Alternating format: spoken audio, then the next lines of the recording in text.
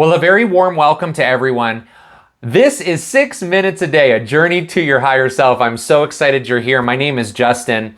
This is Strength, Yoga, and Freedom, the podcast or the YouTube channel. On this channel and podcast, we look to re-examine our lives, rebuild certain areas in our lives that maybe we are not that satisfied with, because ultimately we just want to combine strength and yoga and freedom so that we can become happier people. Because isn't that what we're all looking for? More happiness, right?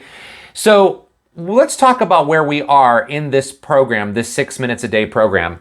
And before we talk about where we are though, just a couple of quick reminders. If you are brand new and you have never listened to an episode of this training or watched it on YouTube, they're all there for you to back up and rewatch at any time or watch for the first time at any time. So you can do that at your own pace anytime you want.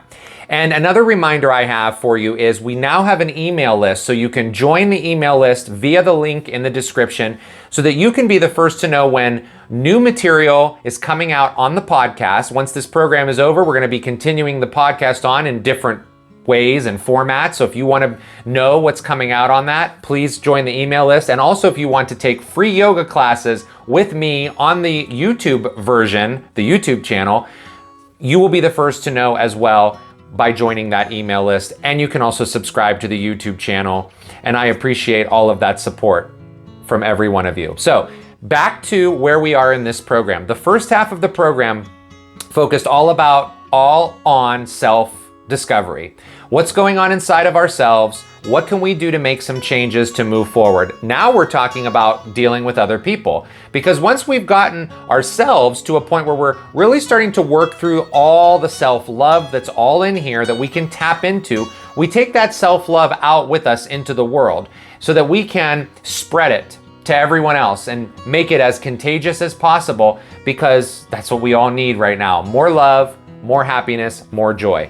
We're going to talk today about boundaries. Now, for those of you who have been watching or following me for a while, you will hear me say through a lot of the trainings I do, I will give examples of ways you can handle certain situations, and most of those stem from setting boundaries. So last week we talked all about, as we started to come into the second half of the program, we talked all about relationships and what happens if you feel like you're being gaslit. We talked about gaslighting and what it feels like to maybe be gaslit. We talked about passive aggressive behavior, and we talked about what happens if you get into a relationship with someone who could have narcissistic personality tendencies or patterns. So review all of that, because that will come in handy as we go through this week and through the rest of the training. Let's talk about boundaries and why they're so important. So we'll begin today's training right now. So why are boundaries so important? Well, boundaries are so important because they help keep you safe. They are clear expectations that help keep you safe. So to be quite clear, to be 100% clear, boundaries are never set so that you can change someone else's behavior. They are not for other people. Boundaries have nothing to do with how someone else is behaving in their day-to-day life. Boundaries are created so that you decide what behavior you will allow and what behavior you will not allow. It's about what you will allow, not about you changing someone else's behavior, because that's up to them to change their behavior. So let's talk about four types of boundaries that I feel are probably the most critical for your day-to-day life. Now, there are other types of boundaries, there's even more that you can go into. There's some subsets of boundaries, but I feel that these are the most important. Let's talk about them. The first one is a physical boundary. So that has to do with your body and the space around you. That's your physical boundary. The second is a time boundary. So that obviously has to do with how you spend your time, whether it's at work, whether it's in your social life, or whether it's with yourself in your self-care time. So we've got physical boundaries and time boundaries. The third boundary is a financial boundary, how you spend your financial resources. And then finally, emotional and mental boundaries. So let's go over some examples, how to set them, how do we uphold them? Well, I like to think of boundaries as a way for the world to understand how I am operating with self-love. Because boundaries are a way you communicate to others clearly what your expectations are for your energy.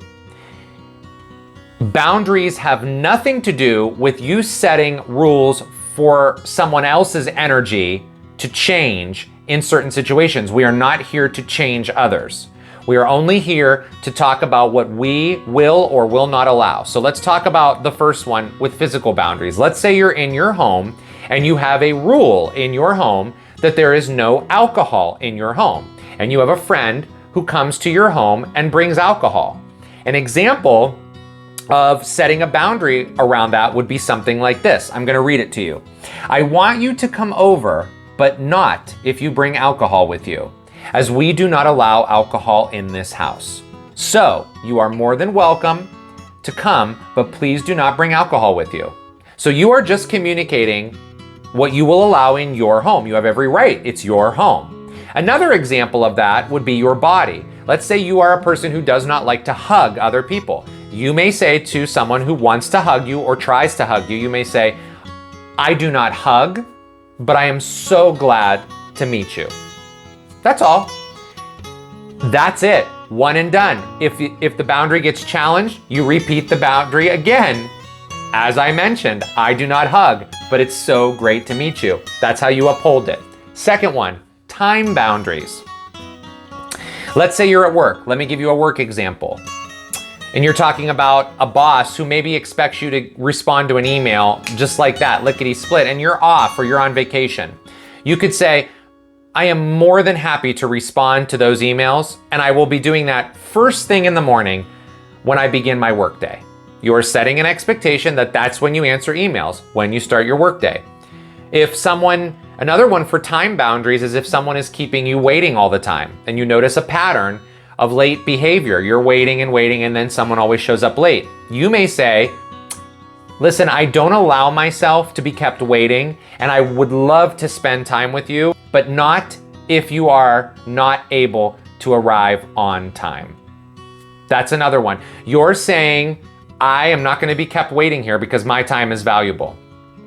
Another one would just be something, if someone asks you to go somewhere, you could say, I can only spend an hour there. Well, but what if blah, blah, blah? Yes, but I can only spend an hour. Repeating the boundary is how you uphold the boundary, okay? Third one, financial boundaries. So someone comes around and is asking everyone to pitch in for something and it's not in your budget right now. That's what you say. Oh my, I would love to pitch in for that, but it's not in my budget currently. Or you're planning a trip.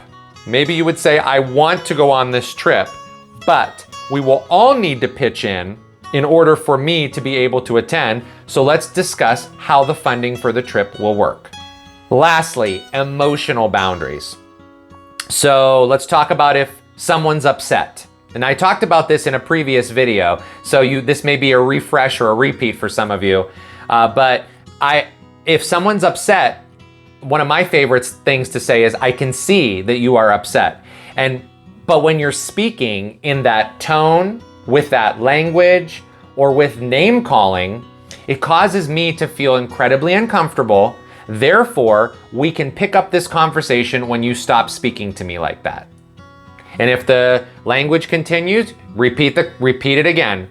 Again, I see that you're very upset. When you can stop using language like that, we can continue the conversation.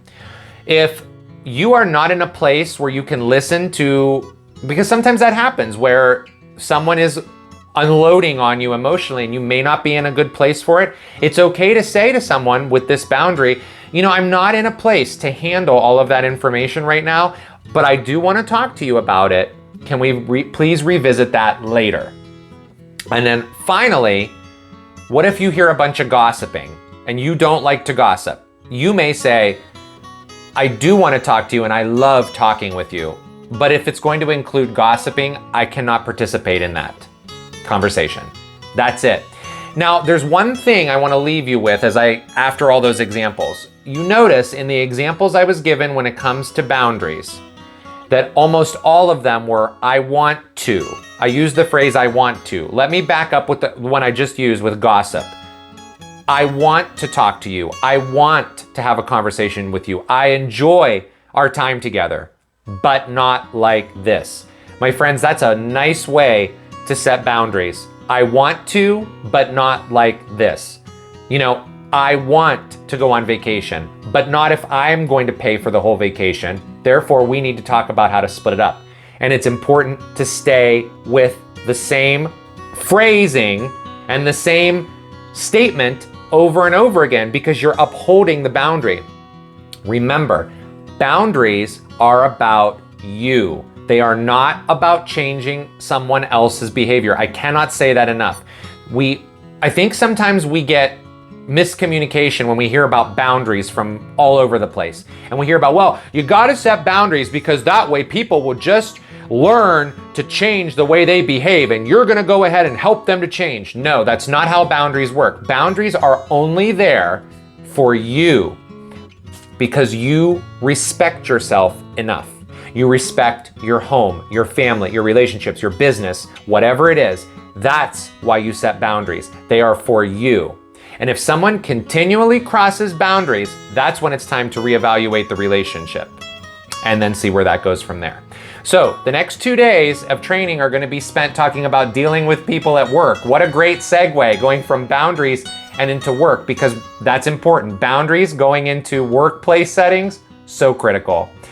Today, you will find a moment where you smile, where you feel your soul light up, where you feel so good, even if it's just for a few seconds. And when you do, please take a moment and relish in that, enjoy it, congratulate yourself for everything that you've done today because you deserve it.